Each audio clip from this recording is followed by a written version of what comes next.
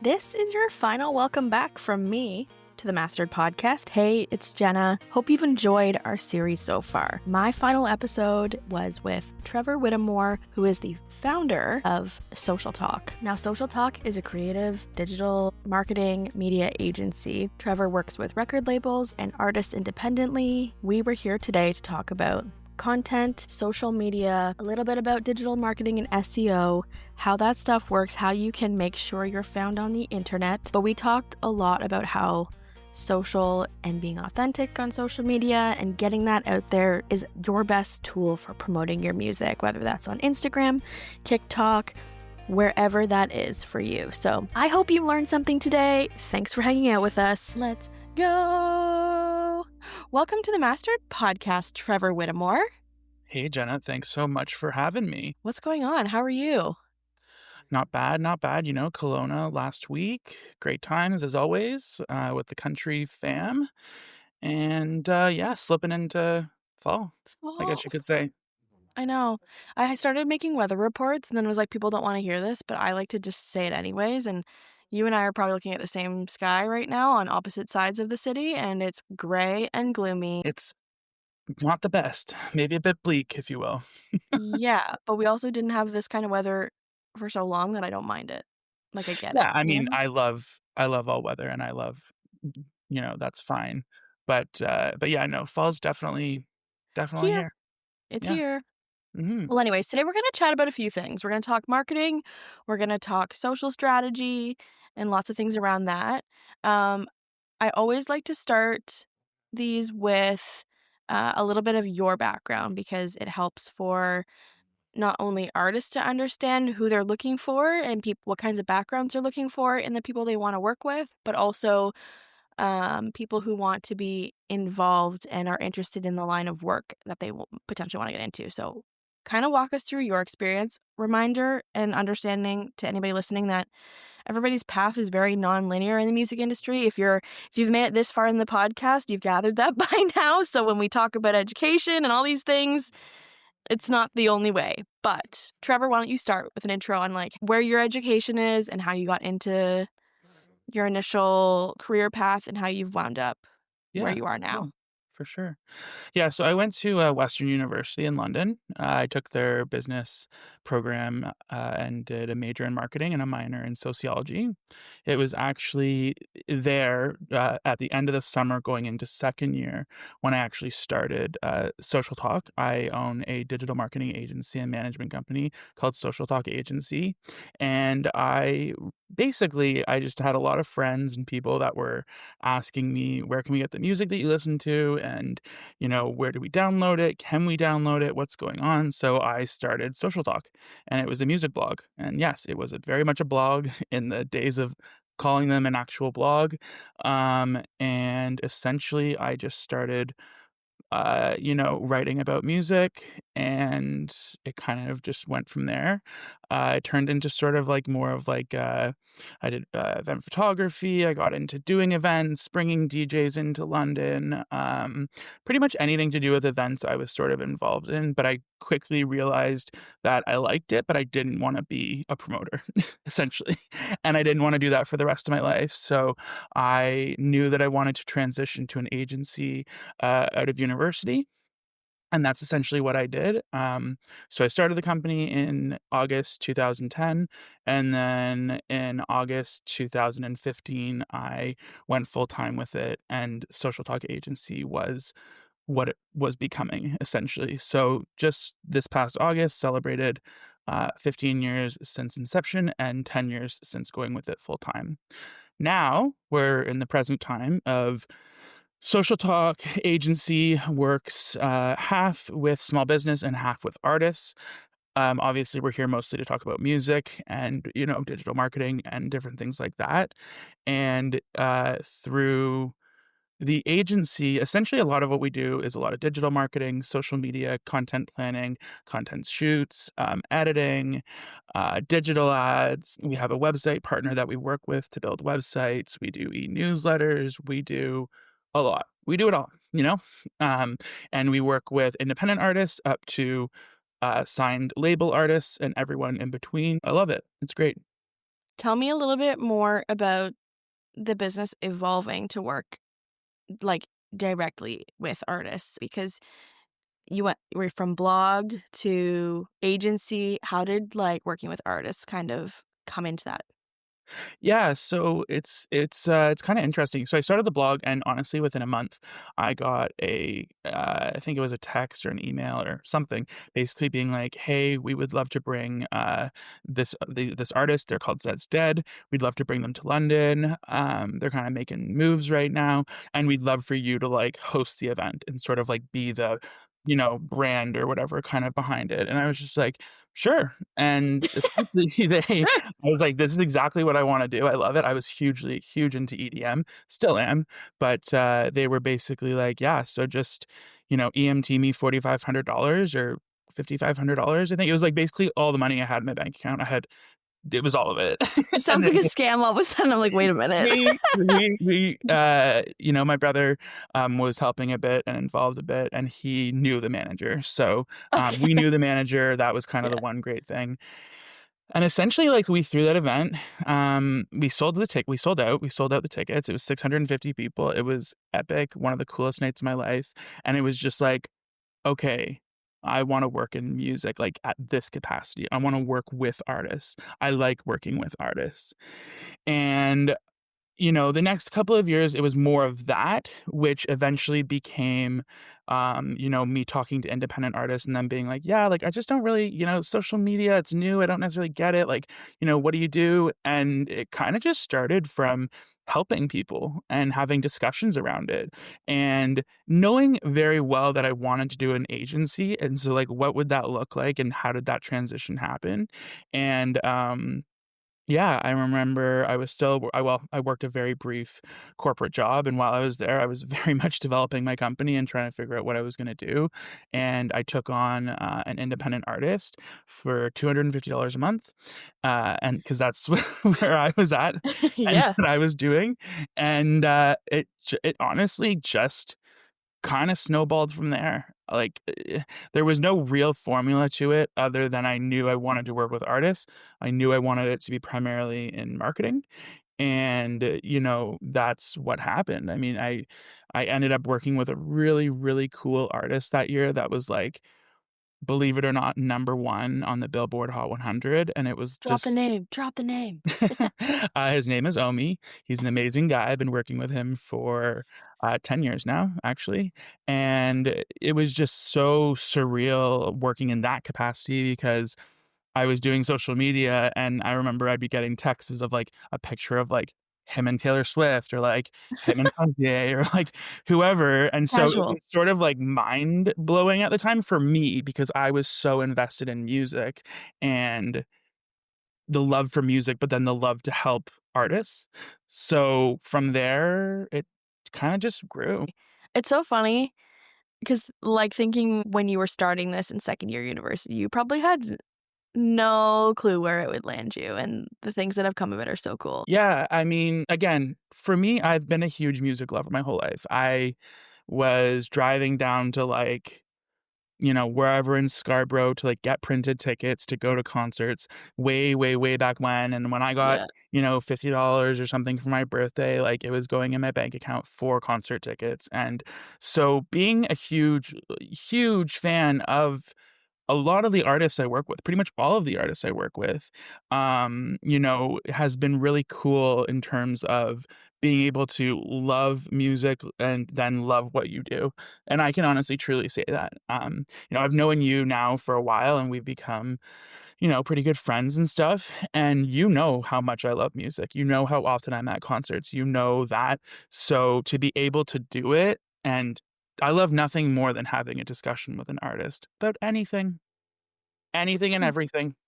to be clear, uh, to people who are listening, Trevor's such a lover of music, I can pretty much convince him day of as long as the venue is walkable. He'll show up and he'll buy a ticket right at the box office.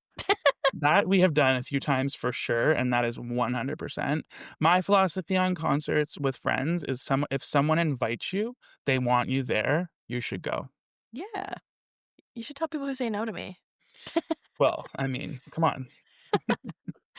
Okay, I think an interesting word to unpack first is actually digital marketing. Because when people think digital marketing, I don't think they think about it in terms of music and an artist's career in the way that they should. Mhm, So, mhm, why don't we start with that in mhm. general? Digital marketing, what's packed into that term and why it's so valuable and important and, in my opinion, underfunded for many artists in their careers.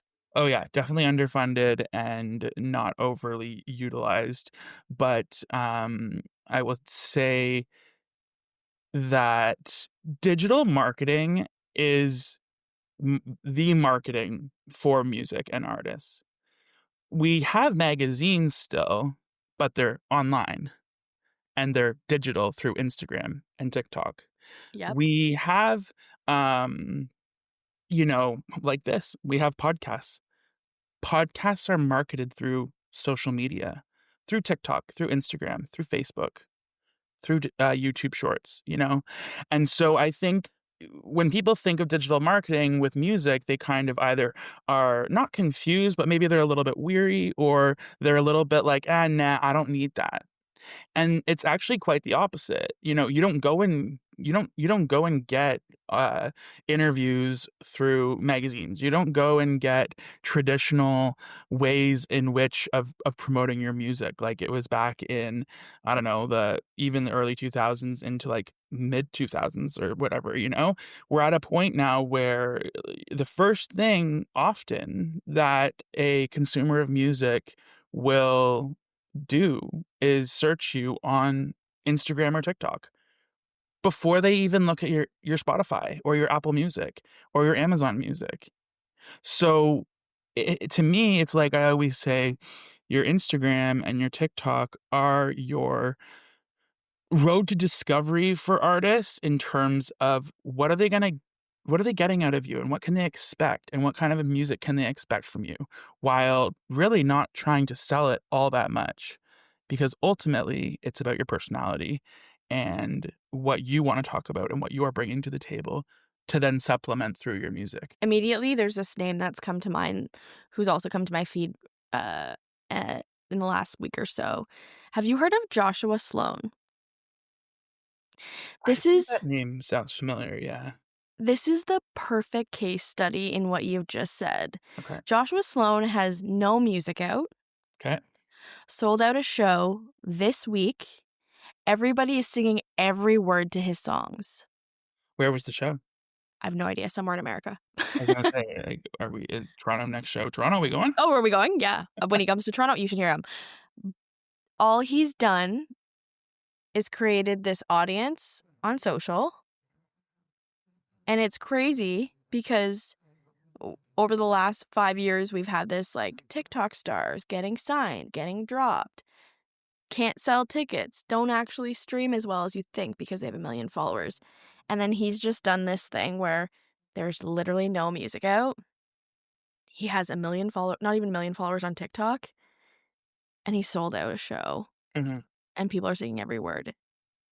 The literal power of social media and you said coming to social media with your actual personality, mhm, so interesting because when I get told his name of last week and suddenly he shows up on my feed as it happens, I was like, "I get this, it makes sense. You're not trying to be something, you're just like, 'Hey guys, I write music. Hey, mhm, here's a cover of a song I like.'" mhm. And it just, like, played so well for social. Well, for sure, I mean, but think about it, if you think about all of your favorite stars way back when, before social media, it's like, yeah, you liked their movies or you liked their music, but you liked them as well. They had something to say, and yes, you had to wait for the article to come out, or you had to wait for the radio interview to happen or whatever, but, it's the personality, that is everything, and then the personality comes out through the music. Do you think there's, like, something to say about the ability to access that so much more on demand now? And that's where some people get lost in the shuffle is you don't have to wait a week for the artist you already love. It's like I can see it today and I can see another video in 3 hours. Mhm, I can go look at 5 other people and mhm. forget about them until I see them again. Like, I think At the end of the day, we're living in an age of social media where overconsumption is happening. People are on their phones all day, every day. I say chronically online, and you could go through 100 artists in a day just scrolling TikTok. More, I don't know. You could go through so many videos, but I think that's where the difference is. Yeah, there's a lot of artists, but there's not necessarily a lot of artists that you're going to like. That's the great thing about Instagram and TikTok is you're gonna discover the artists that you like because that's what their job is really. And I hate to use this word, but the algorithm, it's like it just sort of is it is what it is. It's just you're gonna be fed and you get to make the decision. As a consumer, you get to make the decision as to whether you wanna listen to their music or not, or whether you wanna follow along, or whether you wanna participate in what they have to say. And, unfortunately, artists, they're humans. They're just they're really just normal human beings at the end of the day. They might say something online or have a philosophy online or something that they believe in that you are very much against. And you know what? That's okay. It's okay to be like, "Cool. I'm good on that." I mean, obviously, a lot of artists take it too far, and that's a whole other discussion, but artists are just human beings, but on propped up on a pedestal through social media, really, at the end of the day. Essentially, you cannot escape social media and the digital world that your artist career probably will depend on at some point, especially if you want to reach a certain height or reach certain audiences that are not accessible outside of a region or a local, whatever that might be. When you're, because you do a lot of coaching for artists too, Yep. and talking social strategy. When artists come to you, what are you looking at before you're giving them advice? You're looking at their social media, and what are you looking for? What are you seeing? Number 1, first and foremost, is consistency. What like, I'll scroll, again, I love talking to artists. I mentor a lot of artists as well. I work with a lot, but I mentor a lot because I just love mentoring and I love helping people. But I'll open their Instagram and scroll, for a while, and a lot of the times that first scroll, I scroll down 9 posts and I'm already back in May of 2025, and I'm like, "Okay." Ruh-roh. Yeah, okay, so there is some work to be done here. So I'm looking at that and, really basic things, like, your bio on Instagram should say exactly what you are. A little tagline, the song you're promoting, that's pretty much it. It doesn't need to be this long, whatever, drawn out thing that has many, many things. I mean, yes, sometimes you're promoting a couple different things you wanna get out there, but if you're, let's say you're an artist that writes a lot about heartbreak, your bio could just start with, I don't know, something like very basic, but very obvious as well in terms of like, okay, so this person is an artist that sings about being heartbroken. So, those are kind of the two main things. And then really quickly on that, I would say I will go and check out their DSPs and make sure or see that they're up to date. Like, profile pictures are more important than you think.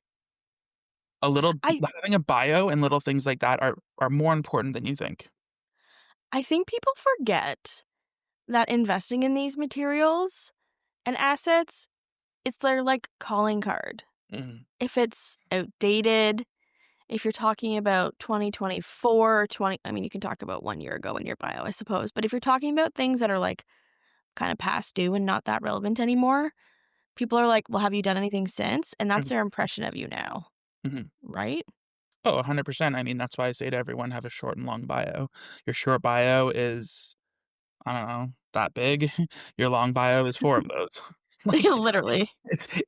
your long bio tells a bit more of a story and shows a Yeah. bit more of your history. Your short bio is to the point. It's Yeah. it's this artist is CCMA nominated or Juno nominated and won this award and has had 5 this top, I don't know, whatever radio or Yep. X amount of streams, and then literally it's like their current single right now is climbing the charts and say the current, title. Literally.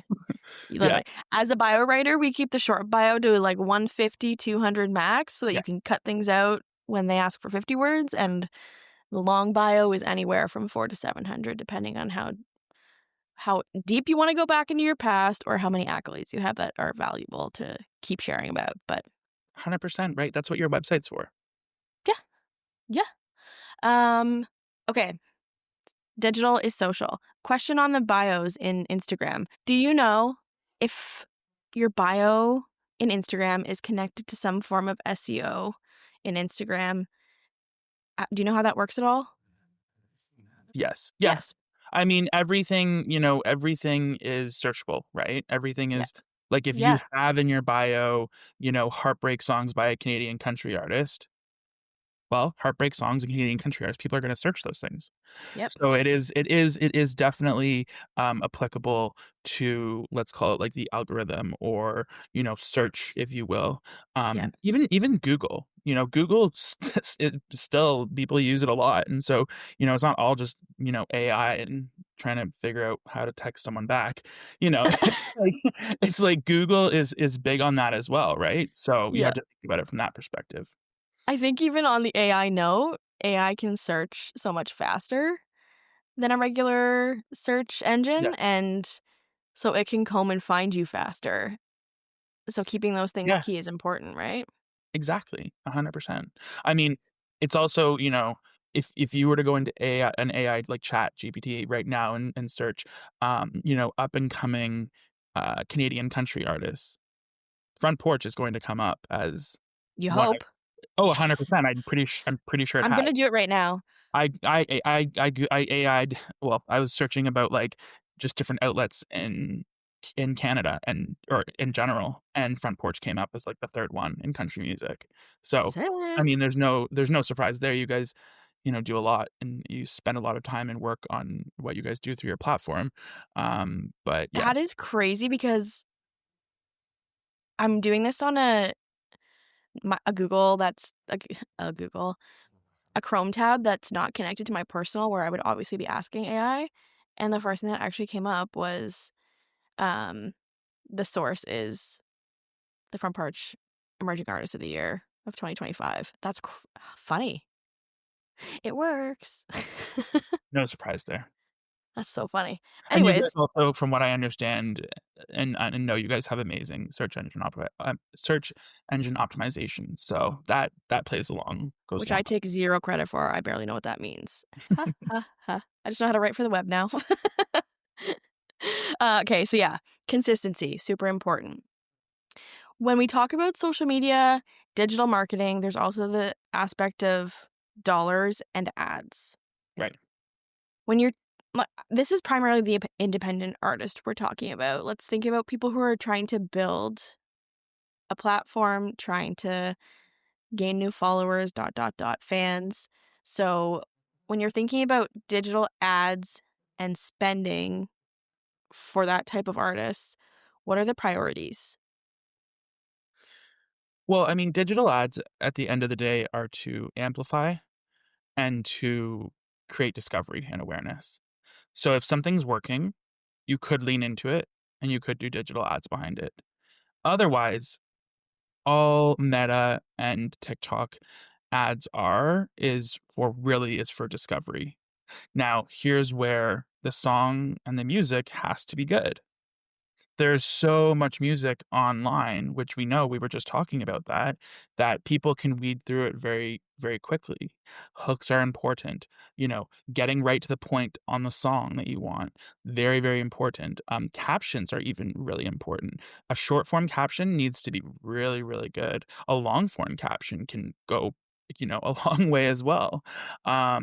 So it's to me, it's like I say this to everyone, it's like, yes, we can convert. I can run a pre-save campaign or a pre-ad campaign and be like, yeah, we spent $50 and we ended up getting 175 click-throughs to Spotify and Apple Music. You can break that down. It's whatever, 25 cents per pre-save. Okay, well, there's a measurable sort of thing, Yep.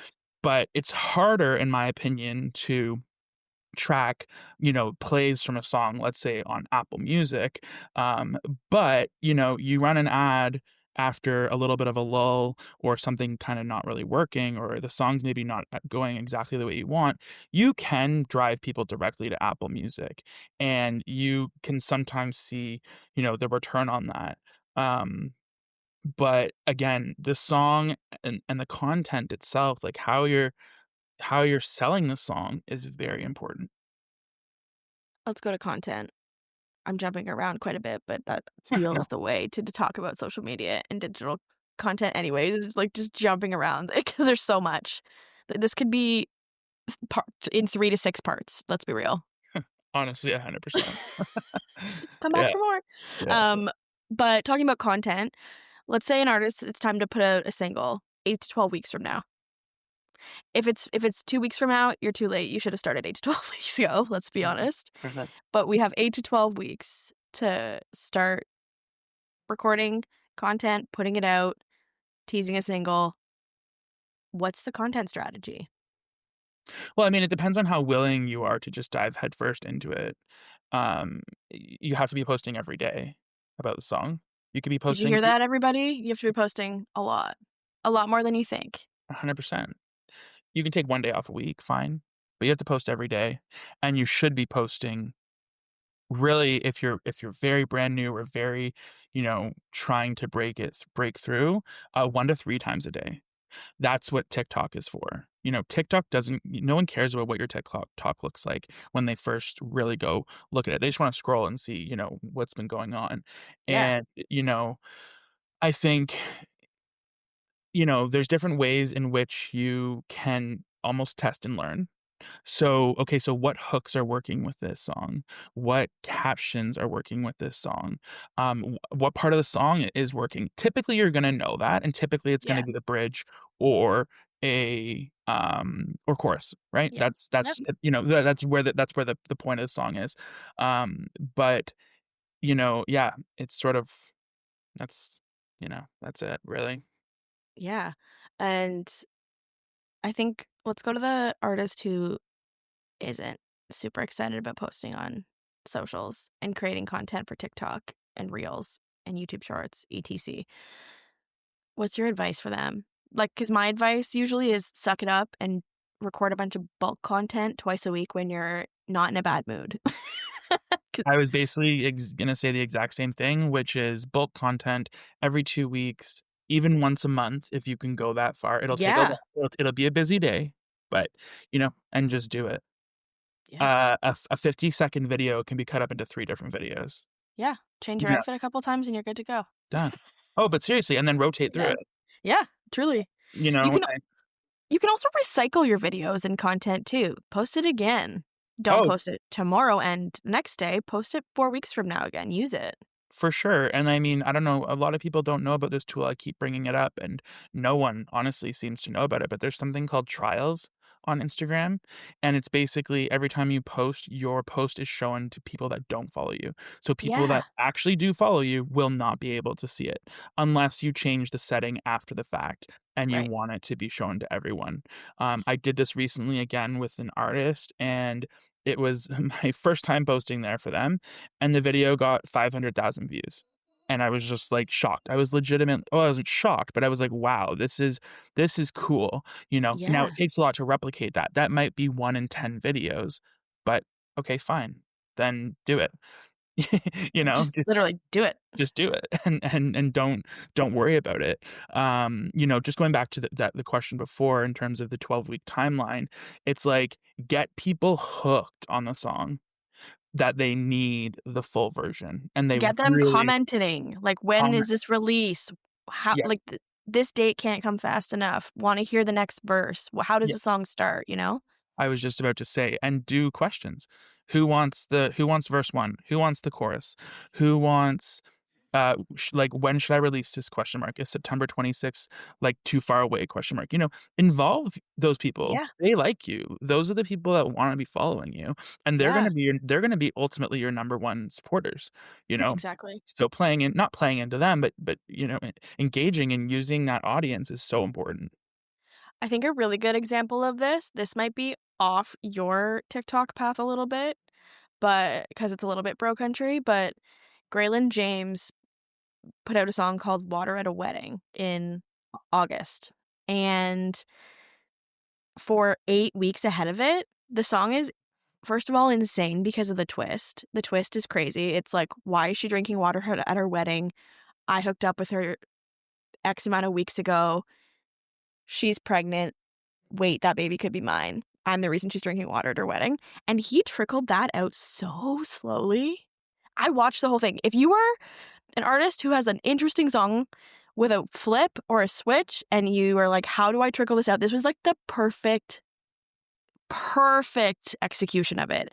Mind you, I'm sure he has a team because he signed with a big label in the US, Star big-ish label, and has the resources. But it was crazy, the, like, demands, the comments. He has a burner account with, like, an alternate name-ish that you know is him, obviously, where he's, like, egging people on. It was, like, perfectly executed. But that's exactly it. That's storytelling at its finest. Yeah. That's what Yeah. that's what music is. Yeah. Songwriting, especially in country, is storytelling, Yeah. you know? So Yeah. kudos to him for So keep telling the story. over and over. Yeah. And that's the other thing is don't just burn songs. If you've released a song and it happens to be your most successful song, and then you're like 3 songs later and you're like, "Wow, I really wanna replicate that." No, just lean into that song.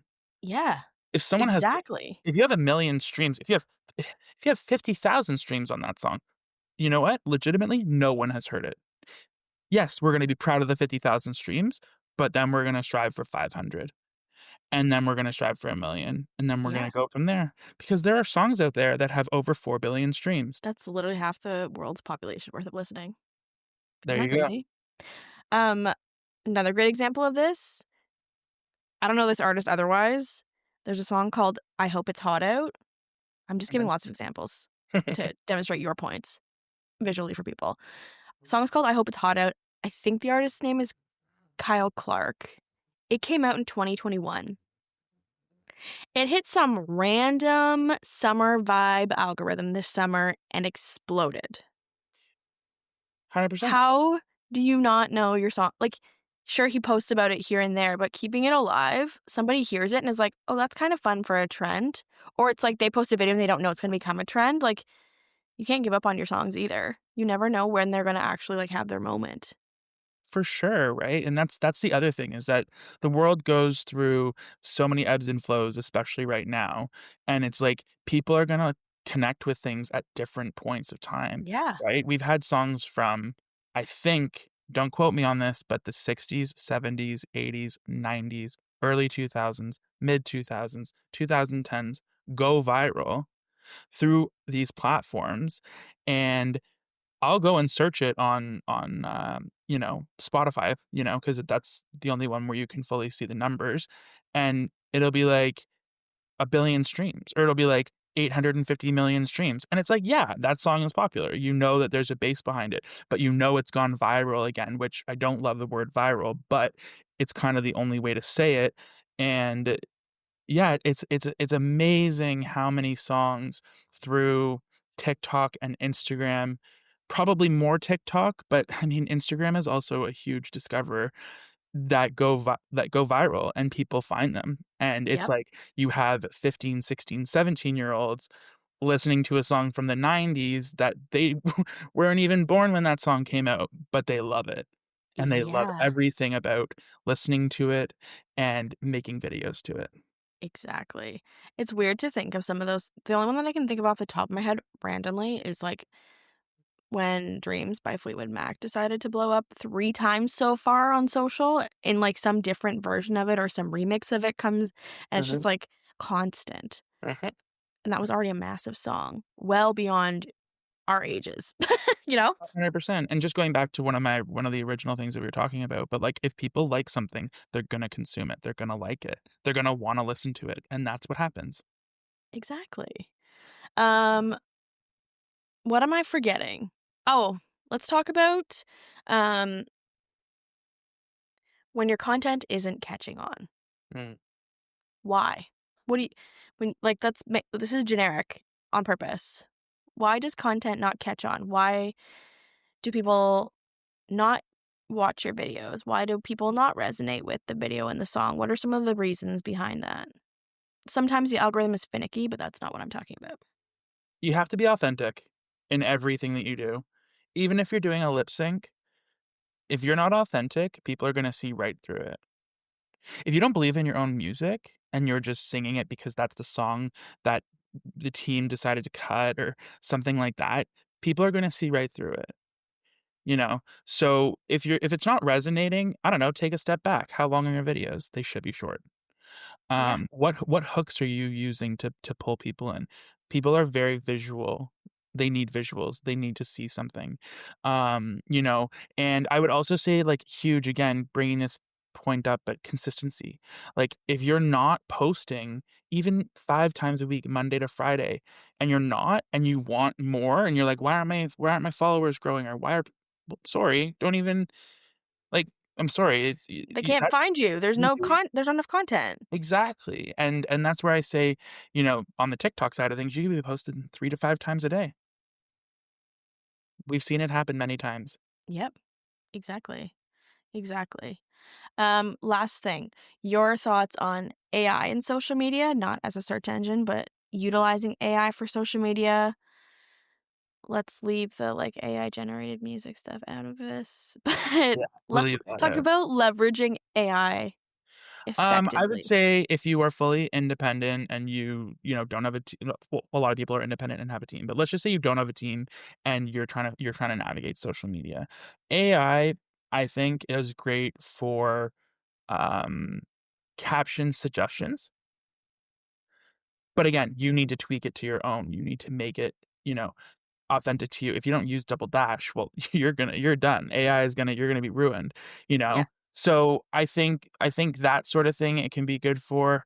And then also I think it's good for like idea creation and you know like what are the popular trends on social media right now?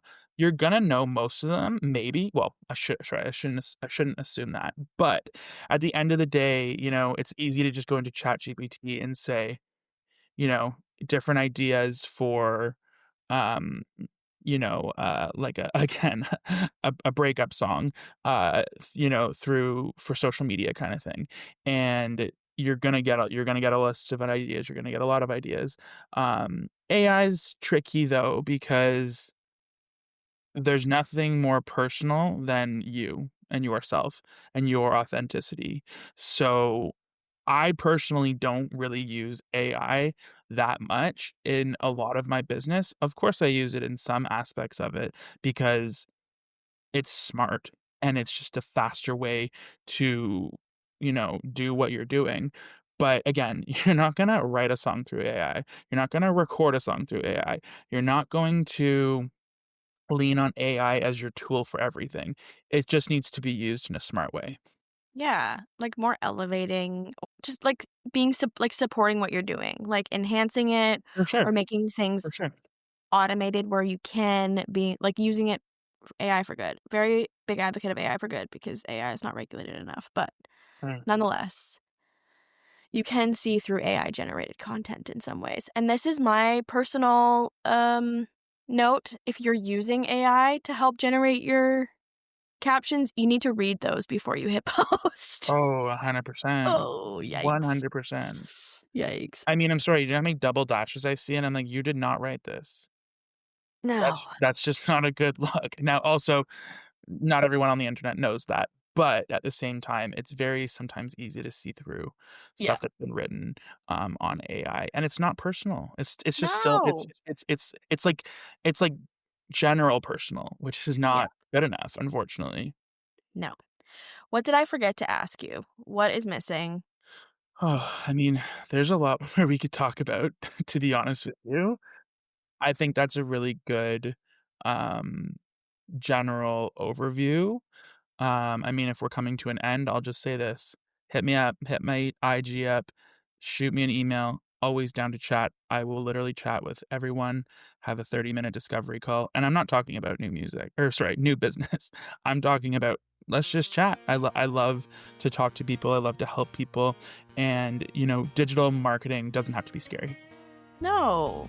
I love that. What a good way to leave it, Trevor. Thank you so much for hanging out for the Mastered podcast. Everybody listening, I hope you learned something new today. Thank you, Jenna and Mastered, for having me on. I really appreciate it. This is Mastered by Front Porch Music. Join Logan Miller and Jenna Weishar, the hosts of CCMA-nominated On the Porch with Front Porch Music, for this mini-series podcast offering crash courses on the ins and outs of the music industry. Expert guests from across the Canadian music landscape sit down with Jenna and Logan to discuss labels, getting your shows booked, landing festival slots, A&R, social media, and so much more. Mastered by Front Porch Music is a Front Porch production, hosted by Logan Miller and Jenna Weishar. Mastered by Front Porch Music is produced by Logan Miller, Jenna Weishar, and Jason Saunders. The theme song for this podcast was written, produced, and performed by Keith Hunt.